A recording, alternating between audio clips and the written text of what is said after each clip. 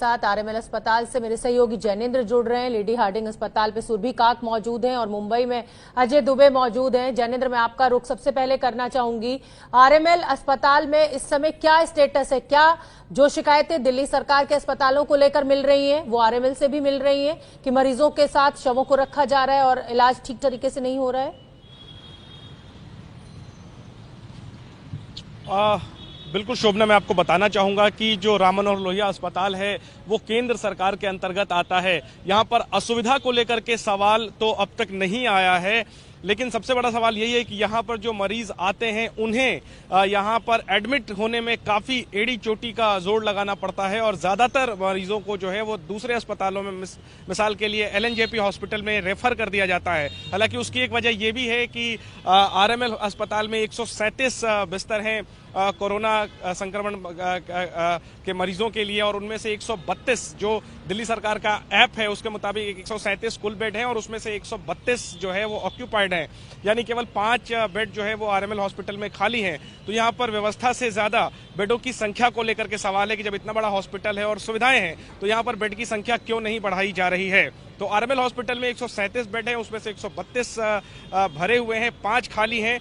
व्यवस्था को लेकर के ज्यादा सवाल नहीं है, लेकिन बेड की संख्या को लेकर के सवाल है, क्योंकि दिल्ली में लगातार कोरोना के जो मामले हैं वो बढ़ते जा रहे हैं और जिन अस्पतालों में अच्छी सुविधा है लोग वहां आना चाहते हैं, लेकिन वहां से जब उन्हें वापस लौटना पड़ता है तो बेहद निराशा होती है।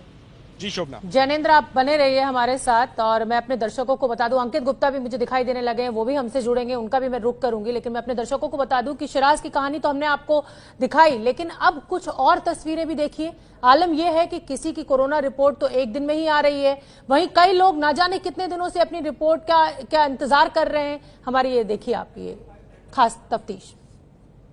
कल सुबह कोरोना का टेस्ट हुआ था, शाम तक रिपोर्ट नेगेटिव आई। हर कोई खुश है कि मुख्यमंत्री अरविंद केजरीवाल कोरोना से संक्रमित नहीं है, लेकिन और भी ज्यादा खुशी तब होती जब अरविंद केजरीवाल की ही तरह इमरान के पिता अमीरुल, सूरज के ताऊजी, धर्म के पिता राजेश और भूपेंद्र तोमर के पिता की कोरोना रिपोर्ट भी इतनी ही जल्दी मिल जाती। केजरीवाल की कोरोना रिपोर्ट तो 12 घंटे में आ गई, लेकिन इनमें से कोई 3 तो कोई 5 दिन से रिपोर्ट का इंतजार कर रहा है।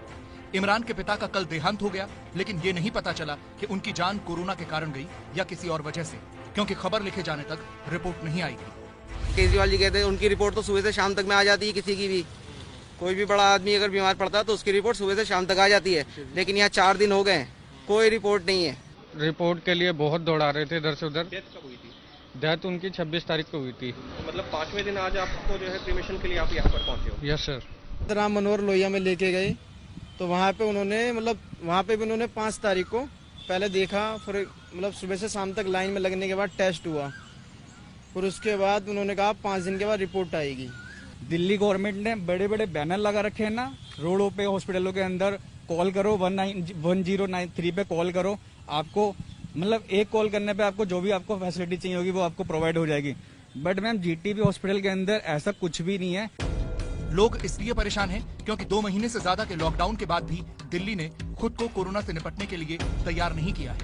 इसीलिए केजरीवाल ने बाहरी लोगों के इलाज पर रोक लगाई थी, जिसे उपराज्यपाल ने पलट दिया। एलजी साहब ने जो आदेश दे दिया उसको लागू किया जाएगा।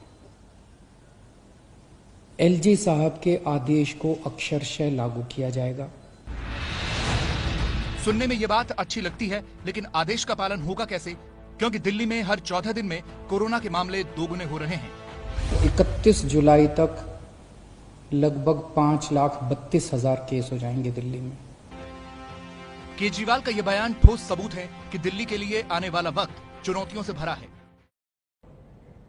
तो आपने हमारी ये रिपोर्ट देखी, अब मैं रुख कर लेती हूँ सुरभि काका जो कि लेडी हार्डिंग अस्पताल में मौजूद हैं। सुरभि, मैं आपसे समझना चाहूंगी कि वहां पर इस समय क्या स्थिति है, क्योंकि कई दिल्ली के अस्पतालों से ये शिकायत आ रही है कि शव और जिन मरीजों का इलाज चल रहा है उनको एक साथ रखा जा रहा है। सरकार से तो सवाल जरूर उठते हैं, डॉक्टर से भी सवाल उठते हैं, लेकिन क्या परिजनों की जिम्मेदारी नहीं है कि वो शव को फौरन लेके जाए वहां से?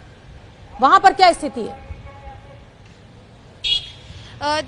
देखिए शोभना, हम केंद्रीय सरकार के अंतर्गत आने वाले लेडी हार्डिंग अस्पताल में लगभग पिछले 2 या 3 घंटे से मौजूद हैं और यहाँ पर असुविधा को लेकर अभी तक शिकायत किसी भी मरीज की तरफ से नहीं आई है। लेकिन उसी के साथ साथ हाल ही में जो दिल्ली सरकार या तमाम दिल्ली के कोविड अस्पतालों को लेकर जो चिंताजनक तस्वीरें आ रही थी, शायद उसके चलते अस्पताल में अब तैयारियां जो हैं वो कहीं ना कहीं कड़ी कर दी गई हैं। क्योंकि हम सुबह से ही जब लेडी हार्डिंग अस्पताल में थे, आप देख सकते हैं मेरे तस्वीरों से कि यहाँ पर आप सिक्योरिटी जो गार्ड हैं वो लगातार ऑटो वालों को भी पीछे कर रहे हैं। अंदर जो है अलग अलग कक्ष बनाए गए हैं कोविड मरीजों के लिए और जो अन्य और पेशेंट्स आ रहे हैं, तो तैयारियां अस्पताल की ओर से कड़ी नजर आ रही हैं।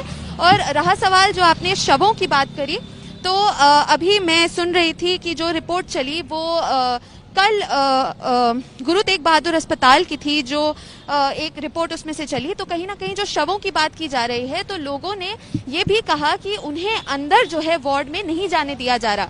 तो ये जिम्मेदारी तो परिजनों की जरूर बनती है, लेकिन कहीं ना कहीं परिजनों को अस्पताल के अंदर जाने की अनुमति नहीं दी जा रही। क्योंकि कल हमने जब वहां पर मौजूद एक परिजन से बात करी, तो उनका ये कहना था कि उनकी बेटी को वार्ड में रखा गया है, लेकिन उनके पास जाने की अनुमति अस्पताल उन्हें नहीं दे रहा है। कह रहा है कि पहले कोविड टेस्ट करवाइए, लेकिन टेस्ट करवाने वाला भी कोई नहीं है। तो कहीं ना कहीं जी बहुत बहुत धन्यवाद सुरभि, आप बनी रहिए मेरे साथ। बड़ी जानकारी आपने दी है कि परिजन तो लेना चाहते हैं शव, लेकिन अस्पताल में उन्हें अंदर नहीं जाने दिया जा रहा है। कोरोना को लेकर पूरे महाराष्ट्र और मुंबई में भी हाल कुछ अच्छा नहीं है। हालात ऐसे हैं कि लोग भीड़ जमा करने से बाज नहीं आ रहे हैं।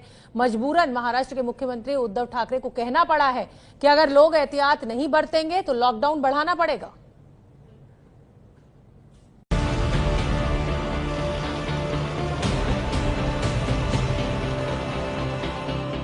मुंबई की सड़कों पर उमड़ी भीड़, अगर ऐसी ही गाड़ियों की भीड़ लगती रही तो लॉकडाउन बढ़ेगा।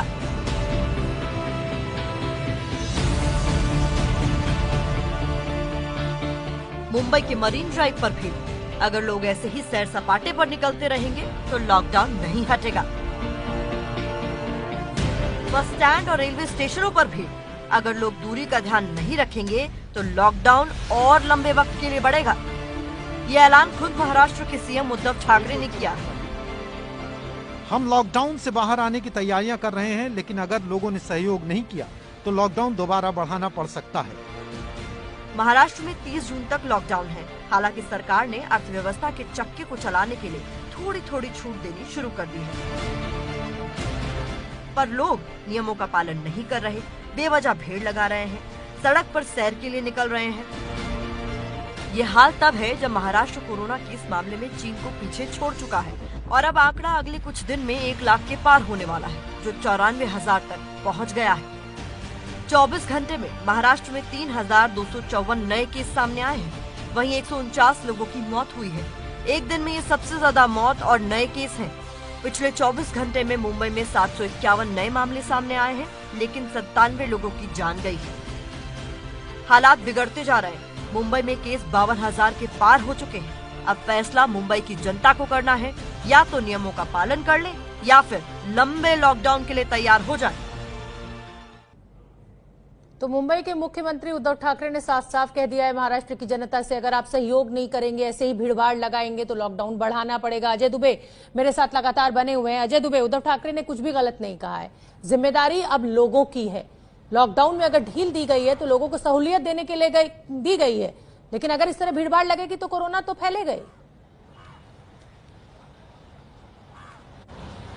निश्चित तौर पर ये जो ढील दी गई है इसलिए दी गई है कि जो बिगड़ते आर्थिक हालात हैं, जो चुनौतियां हैं, उनको भी पार किया जाए। ये बात भी उद्धव ठाकरे ने कही, पर जो सबसे बड़ी चुनौती है वो सड़कों पर दिखाई दे रही है। मुंबई का कोई कोना ऐसा नहीं है जहां सब कुछ आपको सामान्य ना लगे। सड़कों पर लंबा जाम है, जो बाजार है वहां भीड़ है, दुकानों पर भीड़ लग रही है, तो ये सब कुछ चुनौतीपूर्ण है। अच्छा, मेडिकल फैसिलिटीज पे बात करें शोभना, तो अभी जो दिल्ली के तमाम हमने बात की, दिल्ली के तमाम उन वायरल वीडियो की बात की जहां मरीजों की बुरी स्थिति, जो मरे हुए कोरोना के मरीज हैं, जो नए मरीज हैं, एक साथ देखने के वीडियो हैं, तो ये सब तो मुंबई में 2-3 हफ्ते पहले ही गुजर चुका है। मुंबई में इस समय जो मेडिकल फैसिलिटीज है उनके 2 पहलू हैं, एक स्याह है, एक सफेद है। स्याह पहलू पे बात करें तो स्थिति ऐसी है मुंबई में कि अब जो सरकारी अस्पताल है वहां पर वेंटिलेटर की, आईसीयू की, तमाम जो मेडिकल फैसिलिटीज है उनकी बात नहीं करनी है। स्थिति ये हो गई है कि सरकारी अस्पताल, बीएमसी के जो तमाम अस्पताल है वहां पर अब वो जो मृतक है उनके शव को लील ले रहे हैं। जो परिजन है उनके हिस्से आखिर में इलाज तो वो कर नहीं सकते, उनके हिस्से में अंतिम संस्कार की प्रक्रिया आती है, पर तमाम ऐसे मामले अब निकल के सामने आ रहे हैं जहां जो शव है वो गायब हो जा रहा है। अस्पताल में मोर्चरी में रखा हुआ है शव, और जब परिजन शव लेने जा रहे हैं तो पता चल रहा है कि शव नहीं है। इसमें FIR दर्ज हो रही है, मामले दर्ज हो रहे हैं। मेयर से हमने सवाल किया तो वो कह रही है कि जो भी कानूनी प्रक्रिया उसके तहत कार्रवाई करेंगे। तो इस तरीके की तमाम दिक्कतें हैं, जो वेंटिलेटर की समस्या है, ICU की समस्या है, ये सब तो बनी हुई है। मृतकों का जो आंकड़ा है वो लगातार बढ़ रहा है, वो चिंता का विषय है। और एक सफेद पहलू है वो ये है, धारावी से जो आंकड़ा निकल के सामने आ रहा है, जब हम दिल्ली से तुलना करते हैं तो ये देखते हैं कि मुंबई इस चुनौती के लिए ज्यादा तैयार है। जो इंफ्रास्ट्रक्चर है वो इंफ्रास्ट्रक्चर तैयार है, तमाम जो अस्थायी अस्पताल है, चाहे वो NSCI का बिल्कुल ठीक है, दिल्ली से बेहतर स्थिति में नजर आ रहा है मुंबई।